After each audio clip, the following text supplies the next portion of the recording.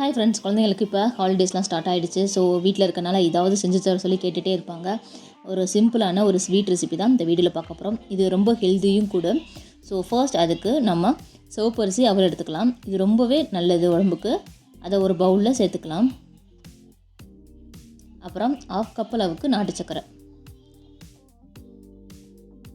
அப்புறம் 1/2 கப் அளவுக்கு தேங்காய், துருவின தேங்காய் எடுத்துகிட்டு ஒரு 2 ஏலக்காவை லைட்டாக இடிச்சிட்டு அதையும் சேர்த்துக்கலாம்.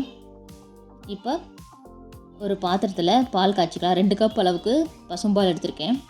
அதை காய்ச்சி எடுத்து வச்சுக்கலாம். அதே மாதிரி நம்ம குழந்தைங்களுக்கு 14 வயசு வரைக்கும் கண்டிப்பாக பால் கொடுக்கணும். ஸோ ஏன்னா அப்போ தான் நமக்கு போன் வளர்ச்சி ஆகிற டைம். அந்த டைம் நம்ம டெய்லி ஒரு நாளைக்கு ஒரு 2 கிளாஸ் ஆகுது பால் கொடுக்கணும். பசும்பால் கிடச்சிச்சின்னா ரொம்ப நல்லது. இல்லை கிடைக்காத பட்சத்துக்கு நம்ம பாக்கெட் பாலே கொடுத்துக்கலாம். ஸோ நல்லா காய்ச்சி கொதிச்சு வந்ததும் அந்த ஹீட்டோடையே நம்ம அந்த அவலில் சேர்த்துக்கணும். அவ்வளோதான். இப்போ லைட்டாக கிளறி விட்டுட்டு ஒரு மூடி போட்டு ஒரு 1 hour ஊற வச்சிடலாம்.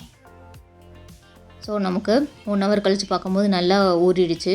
நம்ம தேங்காய் சர்க்கரை எல்லாம் நல்லா மிக்ஸ் ஆகிடுச்சு. இதை அப்படியே நம்ம எடுத்து சர்வ் பண்ணலாம். ரொம்பவே நல்லாயிருக்கும். டேஸ்ட்டும் நல்லாயிருக்கும். அதே மாதிரி உடம்புக்கு ரொம்ப ரொம்ப நல்லது. நம்ம சிவப்பரிசி வேறு ஏதாவது செஞ்சு கொடுத்தோம்னா சாப்பிட மாட்டாங்க. ஸோ இந்த மாதிரி டக்குன்னு சிம்பிளாகவும் இருக்கணும், அதே சைடு டேஸ்ட்டாகவும் இருக்கணும்னா இந்த மாதிரி ஈஸியாக செஞ்சு கொடுக்கலாம். குழந்தைங்களும் விரும்பி சாப்பிடுவாங்க.